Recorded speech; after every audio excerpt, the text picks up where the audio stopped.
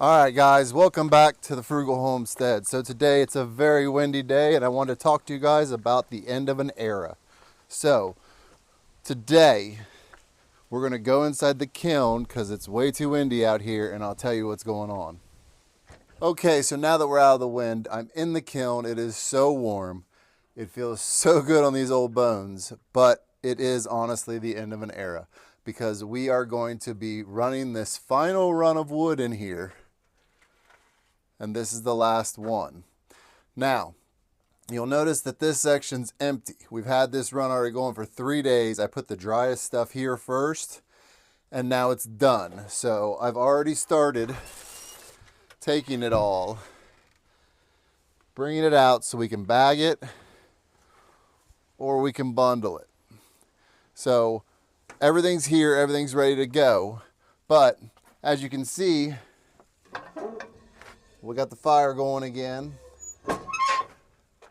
And even though I've had the door open, we're doing like 118 degrees, 16% humidity. So being that this is the last batch of wood, it actually was pretty dry because the sun had been getting it. Now our lower stuff in here is going to take a little longer, a few more days. But I want to take a moment and talk to you guys about how productive this silly little experiment has turned out to be. So we've been kiln drying wood for about 2 years now, pretty much. And I got to be honest, it was way more profitable than I thought. Now, it is extra work.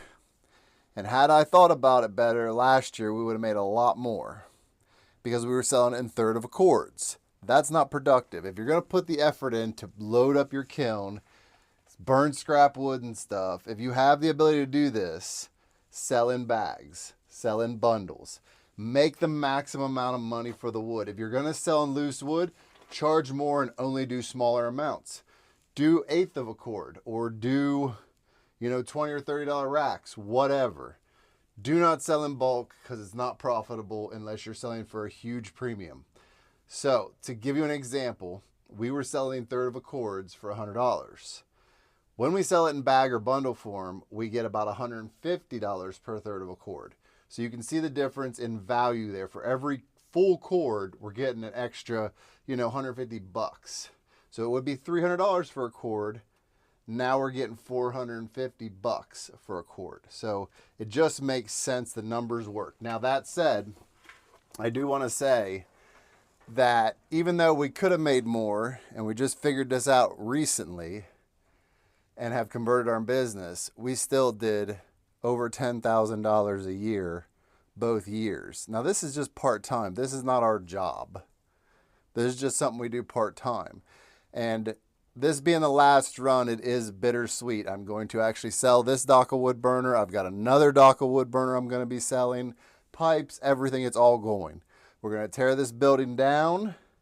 I'm going to scrap the metal. We'll reuse the 2x4s and stuff. Ductwork all goes with the building, with the wood burner, I mean. And we are done kiln drying. Honestly, my back probably is going to be really happy with me, but my pocket definitely won't, because an extra 10 grand a year is a really nice income, especially since we switched to the bags and bundles, because I don't have to take it anywhere. I don't have to deliver anything. It's just people come pick it up in the bags, or the bundles go on our stand and get sold. But just because we're finishing this off doesn't mean we're done with firewood, because I got to show you the stockpile we've built up kiln drying. So let's start back here. We've got all these bags and then 2 rows of bundles here ready for the stand. We got 2 rows of bags here, 2 rows of bags here. The bag wood we pulled out here, bundle wood there. As you can see over here, all these bundles go to the stand. And then if we go out front here where it's real windy, we've got more bundles here. And we've got more bags over here. Now there's 2 rows here, 2 rows here. There was 2 rows here, but this is what we're selling out of right now. This is our oldest.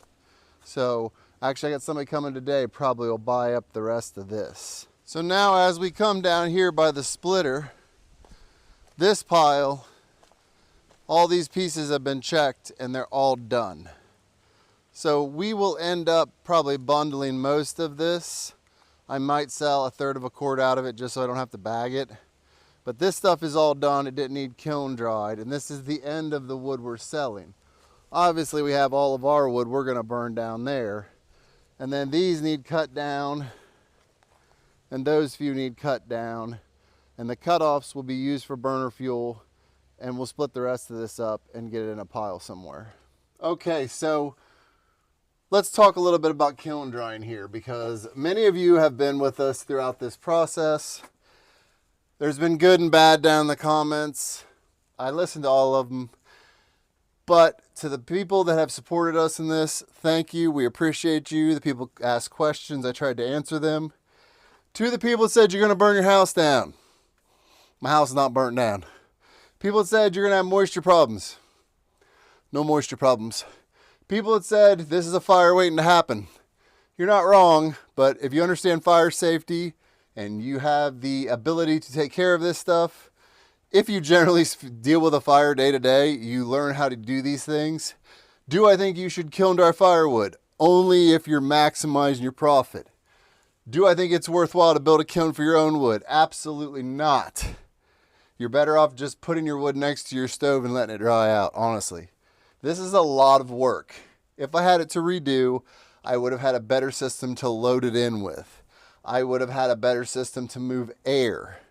The reality is when something works though, there's not much point in improving it if you know you're going to be done sooner or later. At some point, you're going to see that growing it more or doing more is just not worth it anymore. Businesses have to come and go. You just go to the next thing. And that's what we're doing. Now, I will say that kiln drying wood has been a lot of fun, okay? It is a lot of work, especially the way we set this up. This was already here. We used to use this to heat our home. Now it has turned into a kiln. We had to hand load it all in. We had to hand load it all out. We're bagging it. We're touching the wood a lot, which I know is like the cardinal rule. Don't do that. But with as much as we make off of it, I will refer to another YouTuber who I won't name that says value added firewood. The more you touch it, the more it's worth. And I do think that that's a real thing. Now, we are at the time of year now where it takes about 5 to 7 days to dry rather than 4 or 5. Now, like I said, most of this wood's already dry. So what I'm doing is every morning I come out here to fill the stove. And when I do, I just grab a couple armfuls and sort it. Like here, I just sorted this out this morning. The stove had already cooled down from being not filled overnight. So I poke it, I throw some more wood in, I open the bottom while I'm unloading it, and that just brings the temperature up, gets it going good. And then I take it all outside, I'll bag it up, I will bundle it up, and then everything will be clean and empty, and I can do another section tomorrow morning. And I'll just keep doing that. Now I've got some more videos coming out about briquettes. That's another reason why we're cleaning it out. I actually think I have one over here if I can get to it without getting burnt. Oh, briquettes. So we need to kiln dry some briquettes so I can get the videos out to you guys and you can see them and we'll do our burn test. But I've got some other things that we're kiln drying in here, some other kinds of organic matter that we're going to use to make briquettes out of and that we're going to use to try to burn and see what the burn test comes out like. So that is why I am also unloading a little bit every day. It's easier on my back, it's easier on me, but it also allows me to have room to put some briquettes in here and get them started drying to make some other cool videos for you guys. Tiny House Stove is ready. It's ready down there to go burn some stuff. But for all of you that were a part of this, we appreciate you. Thank you for watching. To all the guys that jumped in with helpful comments and came in and started talking about ideas on how to improve it, thank you.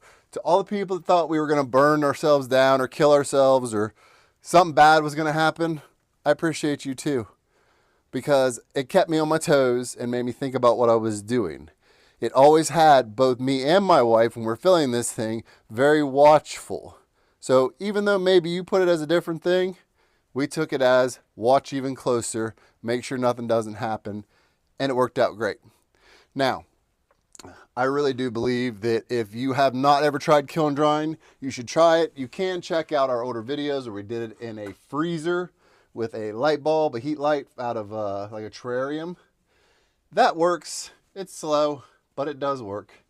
And I think that firewood is going to become even more profitable as time goes on because there's less and less people that have the motivation to do it. I think in one generation, firewood is going to double in price. That's right, double in price. Your electric rates are going up, so firewood's going to go up. It's a commodity. It's useful. It's heat. It's everything else. And for recreational, there's campgrounds around here, guys, doing smaller bags than what I sell, which I sell mine for $5, for $17.50 a bag. So people are coming here at my house to buy them because they don't want to pay that at the campground. That should show you how profitable this is. Charge more than I do. You'll make a fortune. But with my time dying down, I'm not trying to raise prices. Now, don't think that there ain't going to be more firewood content coming, more briquette content coming, and way more content on this channel that each and every one of you are going to love, I guarantee it. So, with that said, if you haven't already, and I don't know why you wouldn't have, go down, hit subscribe. Make sure you hit the notification bell so you see all of our upcoming videos. Drop us a comment. Tell us what you think of the kiln. You've been watching. I want to hear from you. I want to hear what you think of this kiln and how it worked out. And now you kind of have an idea of what we're making off of it a year, just working a little bit. Let me know if you think it's worthwhile to you. And with that said, I will see you in the next one.